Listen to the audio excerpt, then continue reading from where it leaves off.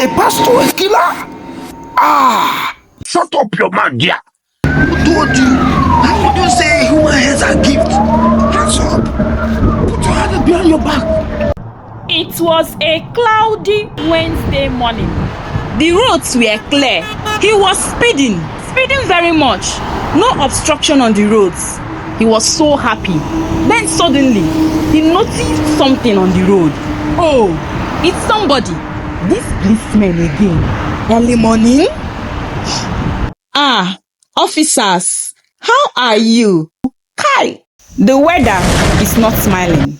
It's not easy. Take this one, hold body. Very hardworking officers. Pastor Jeremiah smiled as he squeezed some hard currency notes. The policeman did not even look at the pastor's hand. He was focused. The officers tapped on the window of his car. Bring your papers, please, and open your boot, sir. Pastor Jeremiah continued smiling. Of course, you can have my papers. He handed his papers to the officers. Officer, I am a man of God and I am a law-abiding citizen, Pastor Jeremiah said, very composed. The police officer still said, Please open your boot, sir. Pastor Jeremiah hesitated to open his boot. The police officer pulled open the boot of the shiny black car, and there they were, 3 heads, human heads. A pastor, a killer. You are killing people? You are a killer. Whose heads are these? Who are these people? One had grey hair. One wore red lipstick. The last one looked like it had just been crying before his head was chopped off. I was watching nearby and too shocked to move. I knew the face of that boy who had just been crying before his head was chopped off. The man behind the wheel smiled calmly. He wore a white robe. His hands were steady. He didn't blink. My name is Pastor Jeremiah, he said softly, and these are gifts. The policeman replied, Heads? The officer stood still for a long time, but the hearts of the people sank. Pastor Jeremiah, the man everyone trusted, the man who blessed their babies and prayed for their sick, was sitting beside 3 heads of people they knew. Pastor Jeremiah didn't move, didn't cry, didn't explain. One officer, the youngest, finally reached out and touched the heads with his pen. Still fresh, still warm. The sun rose slowly over the town of Umala. Pastor Jeremiah was more than a religious leader in Umala. He was a public figure, well-dressed, well-spoken, and powerful. His Sunday services were always full, and his advice was sought after like gold. But behind the charm was a man with secrets. He never spoke about his past, but he had multiple lucrative businesses. He funded school scholarships. He built an orphanage. He sponsored local football teams. Everyone loved him. It was a cold Sunday afternoon in the small town of Umala. I was sitting on the steps of the majestic church, my knees pulled up to my chest, trying to block out the noise of the crowd gathering in front of the grand building. I had always been curious about Pastor Jeremiah, the man everyone called the miracle worker.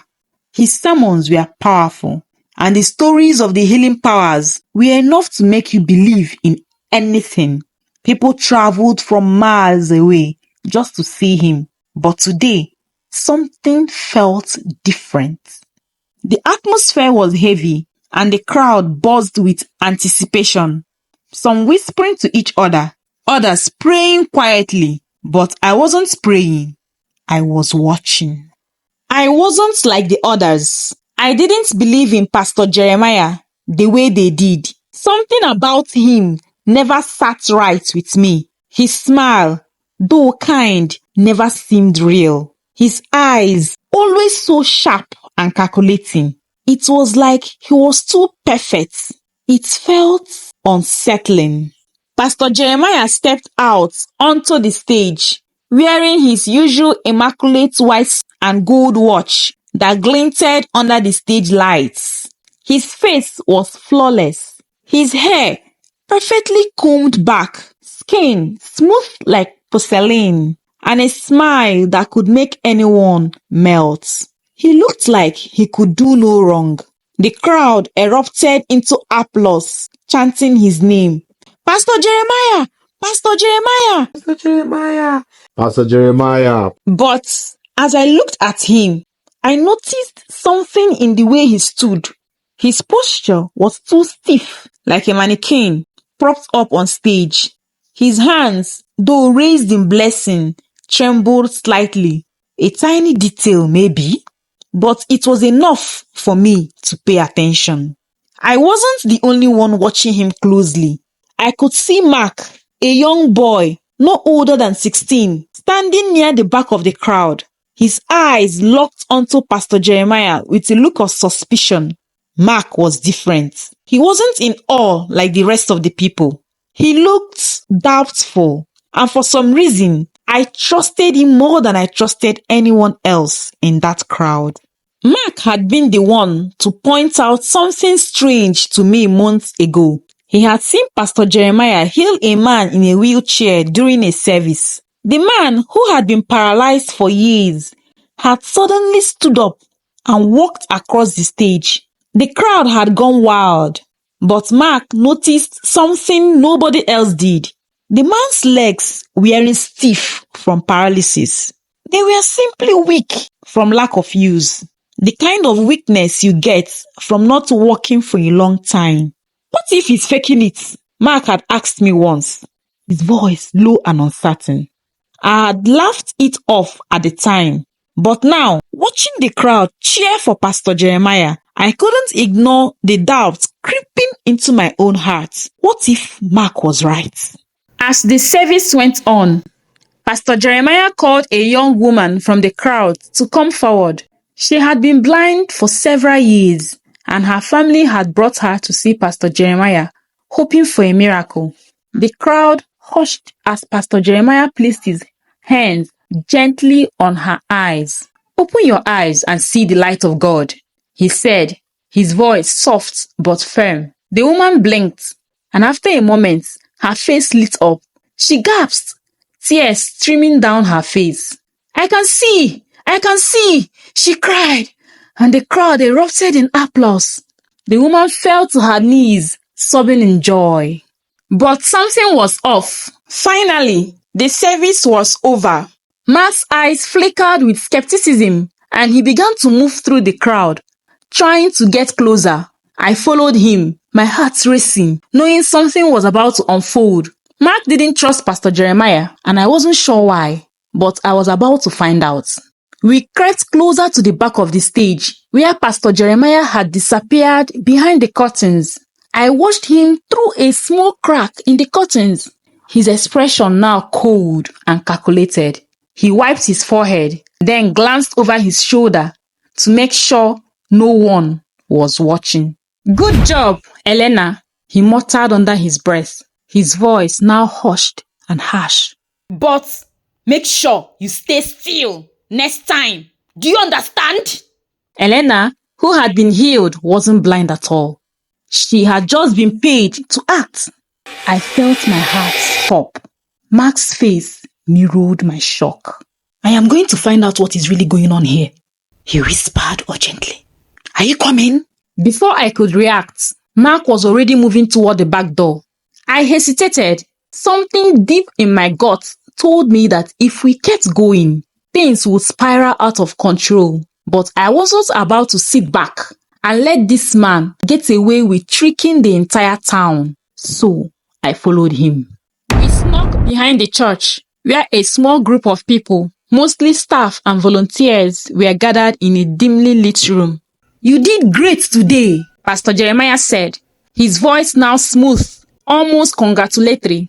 I'll give you your cut once everything is settled. Just don't forget your part in all this. My heart pounded as I realized the magnitude of what was happening. Elena wasn't the only one. They had been faking all the miracles. Everything from the blind to the paralyzed, the sick and the needy. It was all a scam. Pastor Jeremiah wasn't a man of God. He was a master manipulator.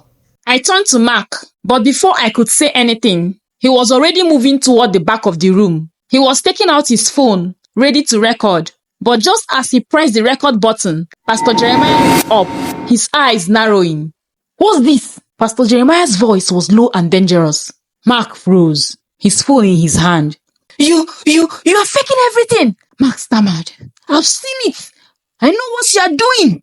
Pastor Jeremiah stood up, his eyes cold. His usual calm demeanor was gone, replaced by a man who looked ready to do anything to protect his secrets.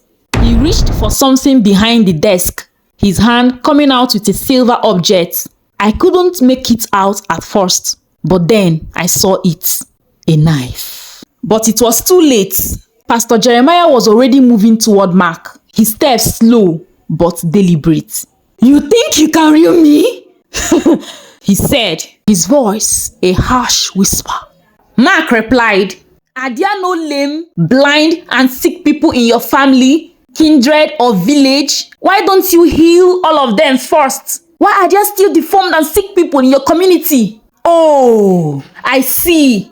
They don't have faith. Faith indeed. But even Jesus, while healing the sick, healed all who came to him, whether they had faith or not. Jesus did true healing during his ministry on earth.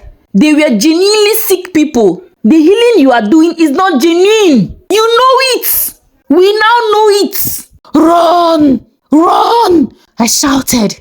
We burst out of the church, and the cold air hit us like a slap. We didn't stop until we were far away, hidden in the darkness of an alley.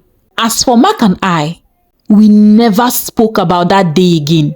But I knew deep down that we had uncovered something far darker than anyone could have imagined. The next few days were a blur. Mark was missing. Extremely cold, snowy shivers ran down my spine. I knew I will be the next target. Mark's phone was missing too, and I knew the pastor took it to destroy all evidence, the recorded video. But I have a copy. Mark has hurriedly transferred the video to me and destroyed all evidence of his transfer. I knew I had to act fast, but I was so scared and confused. Do I go to the police? What if they've all been bribed? I knew of a new detective posted to our town 2 weeks ago that does not tolerate nonsense at all. What if I go to him? What if he has been bribed? But what if Pastor Jeremiah comes after me? Maybe he's waiting for the dust of Mark's disappearance to settle down a little. Then I'll be next. My only option is Detective Kola, and then to hope on God. If I perish, I perish. I secretly went to the detective. "Please, sir, please, you have to help me." I showed Detective Kola the video that Mark had made that fateful day in Pastor Jeremiah's office. I explained to the detective that Pastor Jeremiah caught Mark making that video, but that Pastor Jeremiah never saw me. He didn't really see my face, but he suspected that Mark had company. "Maybe Kola is dead. Help me, please. Kola has been missing for weeks. Maybe, detective, maybe they have killed him. Help me, detective, please." Detective Kola was assigned to the case. He didn't care about titles, only the truth. He only cared about the truth. He started digging. He paid a surprise visit to the church compound. That fateful day, Pastor Jeremiah was not around. He had gone for a crusade outside the community in a nearby town. Only the gateman was available. "Perfect," Kola muttered to himself. Kola approached the gateman and engaged him in a casual conversation. Kola and the gateman laughed at his jokes, and the gateman was relaxed around him. After a while, Kola cleverly mentioned about the church CCTV. The gateman stammered. He became nervous and tense. He said that the CCTV spoiled 2 months ago. "Convenient," Kola muttered. He showed the gateman his search warrant. He checked Pastor Jeremiah's office. Spotless. Then he found it. Behind a bookshelf, a false wall, and behind that, a private room. Inside, there were chairs, chains, bags of cement, and a shallow hole in the ground. Kola called for backup. "We are not dealing with spirits," he said to his team. "We are dealing with a criminal, a man who hides behind holy ropes." And the case wasn't over, not by a long shot. Pastor Jeremiah was arrested that same day, calm as ever, silent, still not blinking. Inside the station, he refused to speak, not to his lawyer, not to the officers. But one young woman, Ngozi, came forward. She had escaped. She told her story, how she had once trusted Pastor Jeremiah, how he invited her to a private prayer section, how she was locked inside a room and threatened to stay quiet or her family would suffer. Her escape was a miracle. A window left slightly open, a jump from the first floor, and a long walk in the dark. She was scared to come forward, but Detective Kola assured her, "The more you speak, the less power he has." Her testimony changed everything. Now more victims were speaking, more parents were coming forward. And for the first time in a long while, Pastor Jeremiah blinked. And in that blink, his mask began to fall. With Ngozi's testimony, Detective Kola secured a warrant to search all properties tied to Pastor Jeremiah. They started with a compound in Aboja, a nearby village. The gates were rusted shut.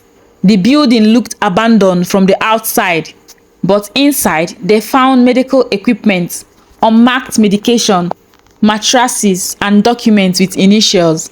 Each room had a list, names, ages, a tick beside some, a question mark beside others. In a locked drawer, they found passports, 8 of them, all belonging to girls from Umala and surrounding towns. Some had been reported missing, some had not. They were being prepared for something. Is it trafficking? Experiments? Nobody knew yet, but the evidence was overwhelming. Detective Kola returned to the city with files, hard drives, and enough to bury Pastor Jeremiah in court. Still, the pastor said nothing, but his supporters began to fight back. People claimed it was political, that the government was jealous of Pastor Jeremiah's success. Some said he was being framed, but Kola knew what he had. Now, it was time to convince the courts and the people, and he wasn't going to blink either.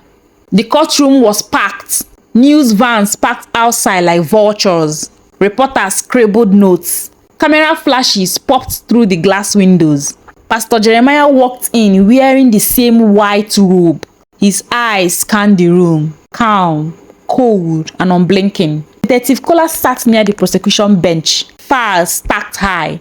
Ngozi was waiting in a private room, guarded. Other witnesses were on standby. The judge, Justice Malo, entered and called the courtroom to order. "State your case," he said. The prosecutor rose. "This case is about betrayal, fraud, and murder, Your Honor.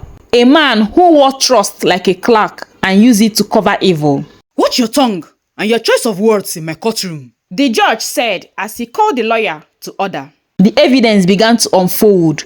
Bank records, letters, testimonials, photos of the hidden room, names of missing people. The room fell into silence. Ngozi testified. "I testified too. I had to do this for my late friend Mark." Ngozi spoke calmly, truthfully. The courtroom hung on every word. She said no one believed her at first. The prosecutor explained, because people don't want to believe evil can hide behind holiness. The defense tried to discredit her, called her confused, questioned her motives, but Detective Kola presented more evidence. A voice note, hidden files. One of Jeremiah's assistants has secretly recorded him. "You do what I say or you vanish." Pastor Jeremiah's voice screamed in the phone call recording. Murmurings and exclamations filled the courtroom. "Hi, Pastor! Hey, Pastor! Kai, fiakwa! Hey, ewo! Kai!" The judge remained still. Notes scribbled, brows furrowed. When the prosecution rested, the defense had little to offer. Pastor Jeremiah declined to speak again. But this time, people were no longer afraid of his silence. They were angry. They were awake. "Court! Order!" And for the first time, the man who never blinked looked like he might lose. Pastor Jeremiah finally confessed after being mute all this while. He confessed that he has been involved in ritual killings, and this is not the first time. He was caught unawares by the zealous police officer that day as he was going for renewal for his rituals. His reasons for the rituals is to make more people flock to his church, as well as to make sure they remain blinded to his fake miracles once they step foot into his church premises. Pastor Jeremiah confessed that the reasons for killing 16-year-old Mark was because Mark discovered his fake miracles, and so he needed to die since he knows the truth. The other human heads were people who his men captured during crusades, and these people were declared missing by their families, not knowing that they were dead. Everybody listening to the confession shouted, and we are shocked to the very bones. Hi, Pastor. Hey, Pastor. Kai, fiakwa. Hey, ewo. Kai. Pastor Jeremiah also confessed that the other missing persons were trafficked. He was involved in trafficking, human trafficking. Everyone gasped. Kai.